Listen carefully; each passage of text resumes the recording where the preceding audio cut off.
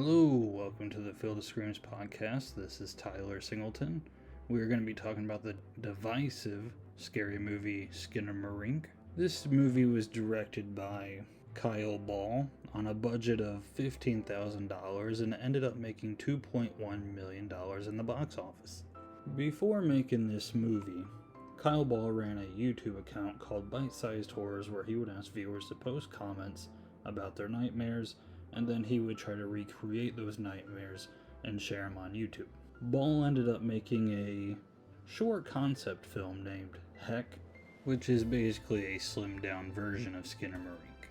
Now, while this film was in theaters, I had heard that this film was quite scary, but then I kind of looked up a few reviews. I avoided spoilers, and people were either A, extremely hyped about this film and thought it was one of the best films they've seen in a while, or B, they said it was complete crap, so I was pretty interested. I was over at our friend's house one night, and I told him that I had heard that Skinamarink was pretty good, and I said either A, people really liked it, or B, people hated it. So we looked around to see if we could find it, and we found it on Vudu, so we had to pay to watch it. My friend offered to pay, so he did, and the movie is an hour and 40 minutes long. As we're watching it, I realized we are about an hour in, and not a lot has happened. And I just kind of looked over and I apologized to my friend for making him pay to watch this movie. It was very boring. We decided to watch the rest of the movie to see if anything else happened that stuck out, and we weren't entirely impressed. By not impressed, I mean I was actually quite aggravated with the film. I didn't understand how people could rank it so high. The film's main characters consisted of a 4-year-old and a 6-year-old, and the dialogue consisted of 500 words total. The scenes in this movie were lit by CRT television and an LED light. We never see the children's faces in the movie. Many of the shots were long and lingered on the wall or the television showing a cartoon or maybe one of the child's toys. It was a very, very slow film. Now, when I say a slow film, you might be thinking, ooh, I really enjoy slow burn horror films. You might be thinking of films like Hereditary, or It Follows, or It Comes at Night, or Rosemary's Baby, or The Omen. You know, any of those slow burn films. And let me tell you, those films move like a Ferrari compared to Skinamarink. This film is slow. Many people that I have talked to who have enjoyed this film have described it as a vibe film. I ended up going to bed aggravated that night because we chose to watch this movie, but then the next day after I slept it off, I began to try to connect the pieces and figure out what was so good, what made people enjoy this film so much. So what I'm going to try to do for this review is try to paint the picture of what the film represented and make a case for those who really enjoy this film. Now, while I talk about this film, it's going to have spoilers, so if you want to give it a shot, go ahead, but if you are expecting again a Rosemary's Baby, you are going to be disappointed. So the film opens up with 4-year-old Kevin, who has an accident. I think it's described as a sleepwalking accident, but we get a phone call. It's the dad calling someone, probably the mom, who's away. She's not around in the house anymore. And he is stating that Kevin had an accident. He took him to the hospital. He didn't need stitches. He just hit his head. And then it cuts to later, to which Kevin wakes up in the middle of the night, and his dad is no longer home. Kevin is now home alone with his 6-year-old sister named Kaylee.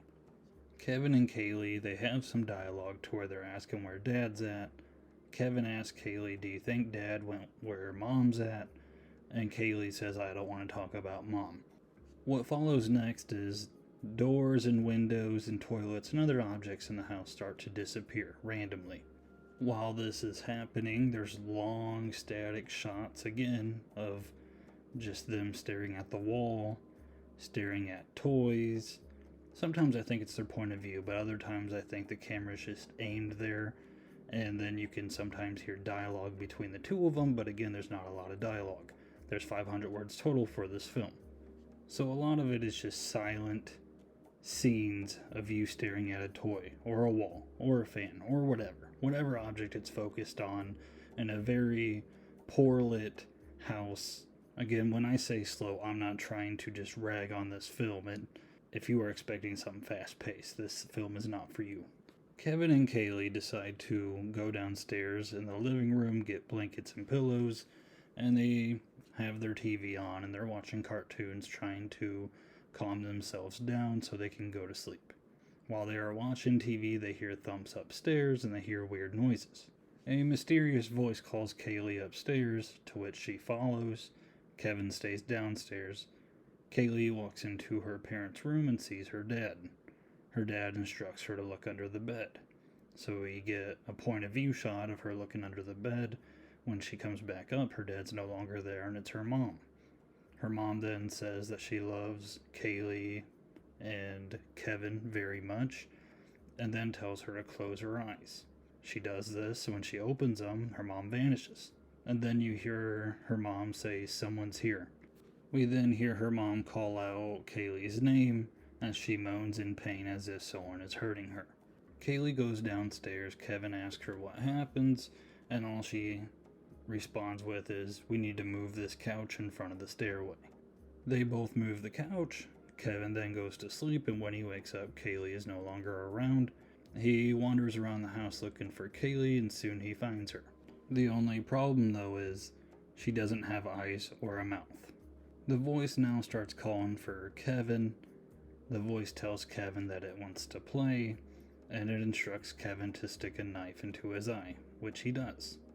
After he does this, he picks up the phone to call 911. He talks to the operator, and he's telling her that he's hurt and he feels sick. And she asks him, "Why is he whispering? Is someone else in the room with you?"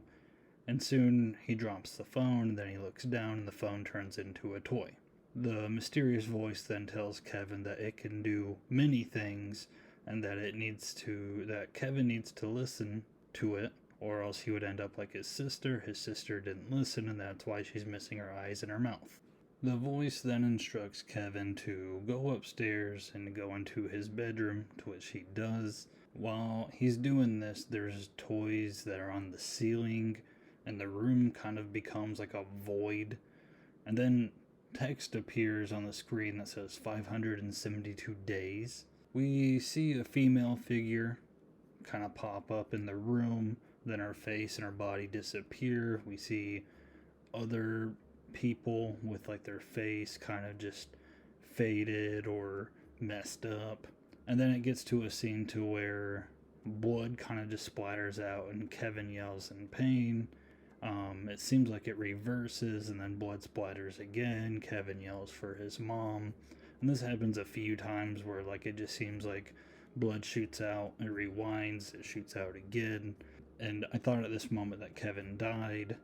But then the final scene is Kevin sitting in his bed and he sees this lady sitting above him, and she tells him to go to sleep. And Kevin asks her what her name is, and he gets no answer. And then the film ends. Now, I just highlighted the major points of the film. Keep in mind this is an hour and 40-minute movie, and I just explained the film in probably less than 5 minutes. Again, not a lot happens, so when it does, you have to pay attention and try to follow along with what's going along. When I first watched it, I took everything at face value. I was like, okay, these kids are home alone, their dad's missing, and this cosmic entity is haunting them, hunting them, whatever word you want to describe what's going on. As I reflected on the movie the next day, I kind of got another theory that I think matches up pretty well with what happened in the film. So the theory that I like that goes with how this movie's filmed and the sequence of events is in the very beginning when Kevin's dad is on the phone talking about Kevin having a head injury. He tells whoever's on the phone that it's not that serious of an injury and that he didn't even need stitches, but the theory is that it was a pretty bad tumble that Kevin took. He hit his head pretty hard. After he hit his head, he begins to see things disappear. All this is happening in his head. The voices he hears at night are the voices of his parents. We get some evidence that the parents didn't always get along. The sister saying she didn't want to talk about mom, the mom moaning in pain as if someone's hurting her. The dad was probably abusive, and this is all just reflecting into Kevin's brain after the injury. Keep in mind this is in a perspective of a 4-year-old. If something wrong is happening cognitively, a 4-year-old isn't going to know that. The world's a big place when you're 4 years old. Your house is a big place when you're 4 years old. So if you start to see things wrong, if you think you see things on the ceiling, you take it for what it is. If we see that when we're adults, we immediately know something's wrong, something's off, something's wrong with what I'm seeing. Kevin doesn't really see it as that. He sees it as weird, but he goes along with it because he's 4 years old. The mysterious, ominous voice that he hears, if his parents' relationship is in turmoil, I'm guessing there's lots of arguing, it probably comes off as scary. So every time he hears this voice, whether it's calling him or his sister upstairs, this could probably be the voice of one of his parents telling them to come upstairs. Kaylee goes upstairs and sees some spooky stuff, but it's probably Kevin just imagining it in his own head of what happened. The scene where Kevin puts a knife into his eye because the voice instructs him to, when you have head trauma, it can result into a stabbing pain in your eyes. So maybe that is just a metaphor or how Kevin sees it, to which his eye has a stabbing pain in. The very end of the film, when he goes upstairs and it turns into this long hallway and toys are on the ceiling and his room turns into this void where faces just aren't showing up and they're disfigured. I think this is his head trauma kind of taking its final toll before he passes away. The final figure that we see that appears as a female, I'm guessing is probably his mom, sitting by the bed, and while he's in pain and not doing well, they tell him to go to sleep, to which he passes away. Now, this theory, the director never came out and said this is what's going on. It's just kind of putting pieces together. I think it makes more sense viewing the film this way, and I think if you watched it as a monster film, maybe if you see it this way, you might be like, oh yeah, maybe that's what's going on, and maybe it could make it a little better movie for you. The film is rather vague in all of its details, so it's kind of up to your interpretation of what happened. After taking the film in this way, I would say I appreciate the film a little more. Do I like the film? No. I'll never watch this film again. But again, I'm just trying to paint the picture as to why people might like it, why they enjoy it so much, the atmosphere of it, how dark the film is. A lot of people think it's nostalgic, and the ways that they remember their household at night when the TV's lighting up the living room. It's an atmosphere they are familiar with. Again, when people rate this movie, usually it is either a 5 out of 5 or a 0 out of 5. They either love it or they hate it. So no matter how you feel towards the film, that's up to you. But this completes my review of Skinamarink. For those that are listening, I appreciate you tuning in and hope you enjoyed listening. Feel free to follow Field of Screams podcast on social media, and I'll see you next time.